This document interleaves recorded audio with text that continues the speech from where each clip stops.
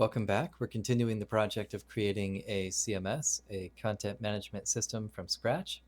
Since the last video, I did a little bit of minor edits to the look and feel, and I thought about how the front end and back end of the CMS might work, and thought about how many copies of the main HTML template there will probably be, and there will probably be 3. And then I've also hooked up the database. So we've got bidirectional communication with the database into real objects as opposed to generic objects like just data table. So we've got actual useful interactivity with the database. And so I'm going to go over each of those things in this video. So first, I think the most minor thing was just changes to the look and feel. So up here in the top right, I've modified this search icon. So the original icon was black, and I've just inverted it, and then I've put it inside of an object and given the object background color. And then when you hover over it, the background color shifts to a different color, and also the zoom of that image is modified on hover. So there's just a little bit of interactivity there, which I think is always good for anything that you might click on or interact with.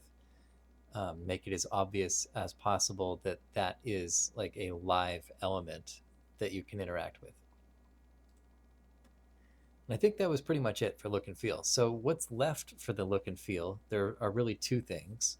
So first, I need to finish styling the main menu, which I haven't even started. And then second, I need to really nail down what the UI will be for transitioning between the front end and the back end of the CMS. And right now, my preference or my gut feeling is that I'm going to have a very simple icon-based toolbar. So on the front end, it'll probably just be 2 icons. One icon will just be a direct link to the back end. And the second icon will be a toggle to show or hide edit links on the front end of the CMS. So that would be, for example, if you toggle edit links and you click to edit a piece of content, that would be what would bring up a WYSIWYG editor or something of that effect. And then the other button would take you to the back end, and then from there you'd be able to select where you want to be in the back end: pages, content, modules, users, roles, permissions, URL handling, etc. But that's my thought, is I'll have just 2 icons on the front end. I think it'll be position fixed because I think we want to be able to toggle edit links at any point in time easily, regardless of the position. Let's say you have a really long page where you're scrolling. You wouldn't want it tied to the header or the footer, because then you'd have to scroll to click on it. So I think that it'll probably be always visible, position fixed. And if the toolbar is only 2 icons and one of them's position fixed, then the other one will be as well, just for consistency. So that's kind of my gut feeling. I don't know if it'll be top center, top left, top right, or maybe below the main menu, or possibly it would even be at the very, very far left of the main menu. Maybe. I'm still thinking about that. So yeah, those were the 2 areas of the look and feel that still need to be modified in the future. And then I thought about the different copies of the template, and I think there's going to be 3. So here's one copy of the HTML template, and this is in the error.htm file, which is intended to be the static error page that you'll be directed to if there's a problem rendering a dynamic page. So this is like the fallback error page. And I think anytime you have a static fallback, you're always going to have like a second copy of your main template. So you're always going to have at least 2. I think I'm going to have 3, because I'm going to have the static error page, and then I'm going to have the back end, and then I'm going to have the front end. And the back end and the front end, in my case, will likely be pretty much identical. But by having them separate, you have the ability to independently modify the specifics of the layout of the front end without also modifying the backend. So I think that is a decent design. I don't think it's necessary to overly generalize and have these pages reference some other template. I think it's better to just have a small number of pages and to have the markup directly in those pages so that everything is just right there, editable, um, without a bunch of layers of abstraction. Another thing I'm thinking is as I've been doing the HTML markup, I've been trying to avoid inline styling, and I've had all of my styling over in the CSS file. And likewise, I'm going to try and avoid inline event handling. And so all of that is going to be moved over into a script file. And so the script will probably have to do a document query based on, ID or class name, position in the document hierarchy, and then I'll attach event handlers elsewhere in another file. There's pros and cons to every approach, but I figure anytime you're modifying the hierarchy, ID, or class name of elements, it's kind of obvious that you're going to have to go look at the CSS and modify the look and feel. And it's equally obvious, at least to me, that you might have to go look at script files and modify event handlers. So to me, I just figure it's better to have the same approach, regardless of whether you're talking about styling or scripting. So that's going to be my approach going forward. So things like this, where I have event handlers in the HTML, this is going to go away. This won't be happening in the future, and I'll be getting rid of this before a future video. Now let me talk about the databases, which is probably the most important progress that's been made since the last video. So I wrote this shim code here, and you can see it's less than 100 lines technically. Just some using statements. It's in the same CMS namespace, and it's a static class that I've called MS SQL. And if I switch over here, this is just demonstrating the usage of it. So I can have a line here like mssql.execute, and then I pass in a string, which is SQL, and then I pass in a second string, which is my connection string. So that's how I'm inserting records into a database, how I'm executing. And then also here is how I can retrieve records into a specific class. So I have an example class here, user, and for now it just has one attribute, one property, email.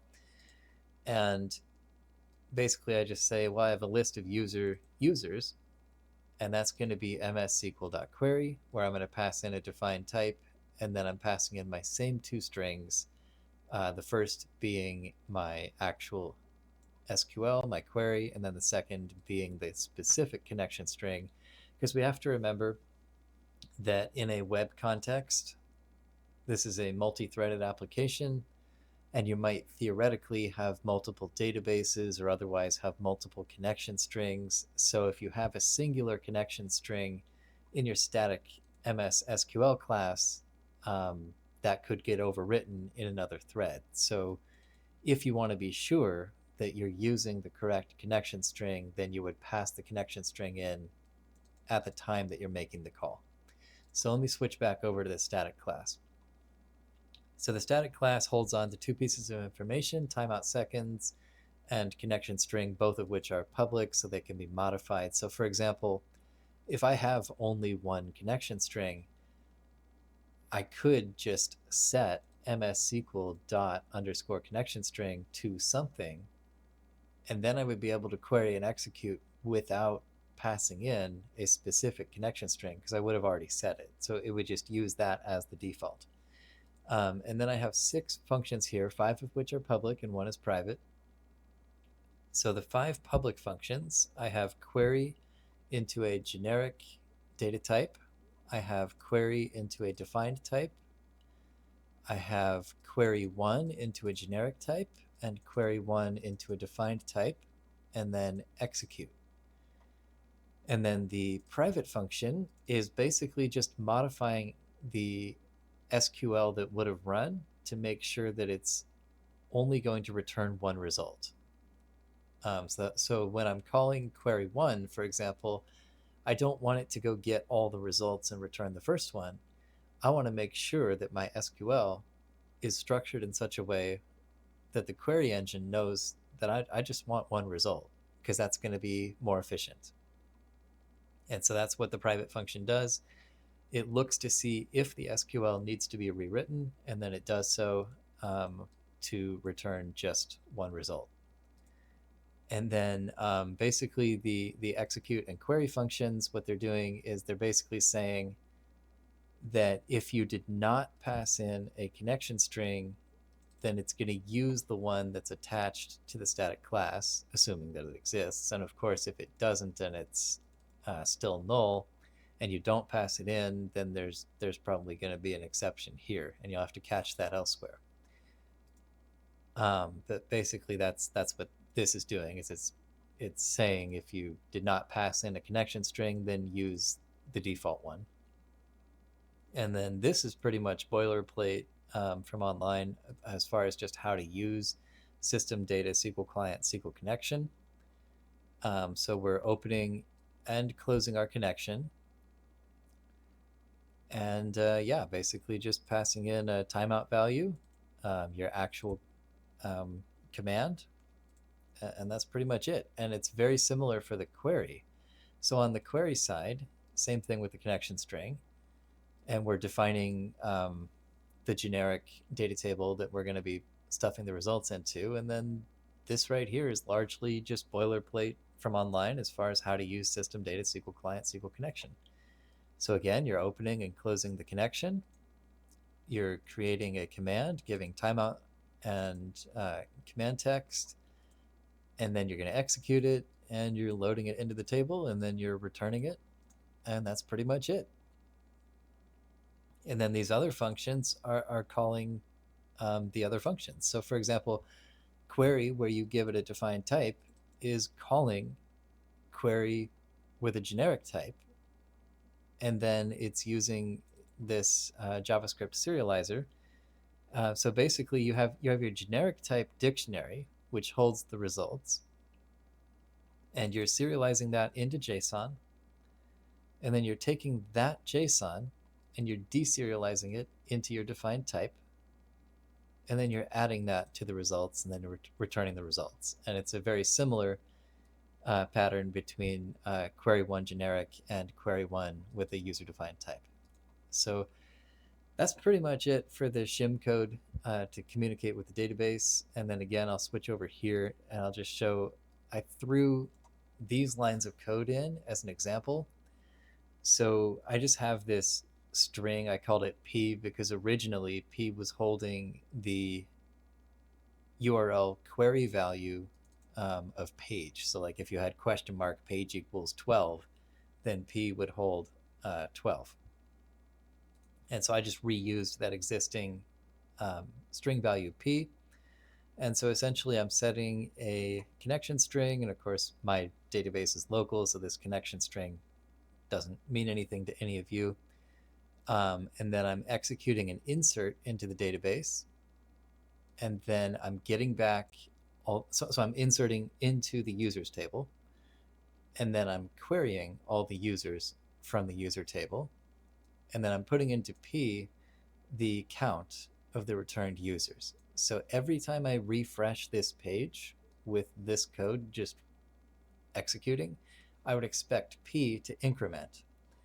And so what I did is temporarily, as the first element in the main menu, I just said user count, and then I'm echoing the variable P. And so if we switch over to the right-hand side here, we see that right under the main site logo, user count 4. So I guess I've refreshed this page 4 times. And if I refresh, now it's user count 5. And if I refresh again, now it's 6. So it's actually inserting records into the database. And if we go back over to our insert code, it's pretty generic. I'm basically just using datetime.now as the inserted and last modified dates.